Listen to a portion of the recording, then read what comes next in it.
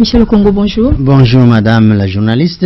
Vous êtes président du parti politique Unité des Valeurs. Exact. Alors l'année passée, vous avez initié 2 pétitions. De quoi il s'agissait? Effectivement, mon parti avait initié des pétitions qui, d'abord, la première concernait l'érection d'un mur à la frontière entre notre pays et le Rwanda. La deuxième pétition concernait les retours de tous les ex-phases qui se trouvent, ou plutôt qui se retrouveraient à l'extérieur. Et quelle a été la suite à ces 2 pétitions? D'abord, c'est un processus. Vous savez que la pétition, disons les 2 pétitions, ont été conçues conformément à l'article 27 de la Constitution. Et nous avons suivi les étapes. Chacune des étapes a été franchie. Il fallait commencer d'abord à faire signer les pétitions. Donc nous avons recueilli des milliers, sinon des millions de signatures. Donc nous avons fait, il y a eu des signatures, nous sommes allés, il y a des équipes qui sont allées à la collecte de ces signatures-là à travers la ville de Kinshasa. Mais aussi, nous avons fait ce qu'on appelle la pétition en ligne. Donc c'était pour permettre aux Congolais, nos compatriotes, qui sont à travers les provinces, mais également ceux qui sont à l'extérieur du pays, de pouvoir signer ces pétitions. Donc c'est ce qui a été fait. Aujourd'hui, nous avons recueilli suffisamment de signatures. Nous avons adressé un courrier au directeur du cabinet du chef de l'État, donc M. Kamere, lui demandant de nous insérer dans le cahier des rendez-vous afin que notre délégation puisse rencontrer le chef de l'État afin de lui remettre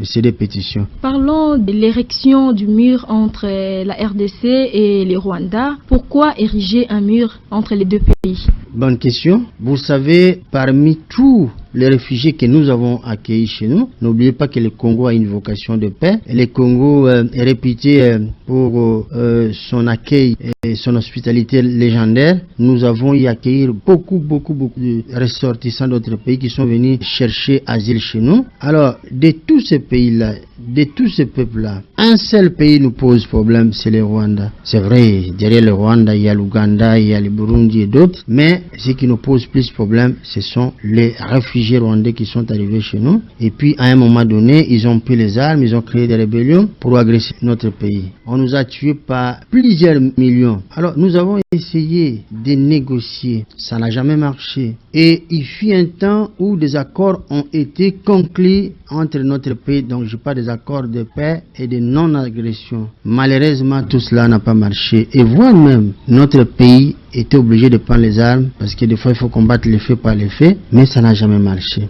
Comme Unité des Valeurs, c'est un parti politique pacifiste, nous nous sommes dit, essayons de trouver un concept pacifique pour arrêter les massacres. Parce que tous les jours qui passent, nos compatriotes à l'Est sont massacrés. Pillage, n'en parlons pas, c'est tous les jours. Nos richesses sont pillées du jour au jour. Et c'est par là que nous avons dit, il faut ériger un mur. Tel qu'il en existe entre les États-Unis et le Mexique, tel qu'il en existe entre Israël et la Palestine. Et puis dans d'autres pays également, nous avons 41 murs à travers la planète. Nous avons dit, il nous faut cela. Parce que lorsqu'on a un mur, nous allons sécuriser à la fois l'Est de notre pays, mais également tout le pays. Parce que c'est de l'Est que partent toutes les infiltrations aujourd'hui et qui atteignent tous les secteurs de la société congolaise.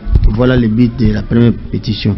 Vous avez parlé de l'infiltration des étrangers qui viennent ici dans notre pays pour commettre des pillages, des massacres. Alors, il y a parmi eux aussi ceux-là qui sont installés dans notre pays. Pensez-vous que ériger un mur serait une solution efficace pour mettre fin aux tueries et aux pillages, étant donné qu'il y a ceux-là qui sont installés ici en RDC? Oui, ça c'est connu de tout le monde parce que dans nos universités, vous avez des infiltrés, des éléments étrangers qui sont venus infiltrer nos étudiants dans tous les secteurs, dans les hôpitaux, dans l'armée, les services de sécurité, partout à la police, on les retrouve. Je parle bien des ressortissants du Rwanda. Cela a été rendu possible lorsque Mouzé est arrivé. Bon, je ne veux pas remonter à l'époque de... Ils sont là. Bon, il faut commencer quelque part. C'est pourquoi nous avons dit, on a tout essayé. On a essayé avec la négociation. On a essayé avec les accords. On a essayé même avec la guerre. Parce que, rassurez-vous, nous sommes en guerre présentement. Notre armée, les FRDC, que je salue d'ailleurs, est en train de faire un travail, est en train de pourchasser l'ennemi à l'est. Mais ça ne suffit pas. Il y a des pertes en en vies humaines de part et d'autre. Mais ce que nous voulons est qu'on puisse faire en sorte que les sangs ne puissent plus continuer à couler, qu'on arrête cela. Alors, nous avons pensé que ériger un mur, c'est vraiment l'idéal. Nous allons mettre des mécanismes. Moi, je ne veux pas entrer dans la partie technique, mais je prends seulement l'exemple de ce qui se passe dans le pays dont je vous ai cité. On a érigé un mur, ça a résolu les problèmes. Et je crois que nous pouvons tenter de le faire également. Il faut commencer quelque part. Récemment, des sonnettes d'alarme ont été tirées pour dénoncer ou pour dire, informer, selon les gens qui ont pu constater cela, qu'il y a un plan de balkanisation qui se prépare pour l'Est de la RDC. Qu'est-ce que vous en pensez?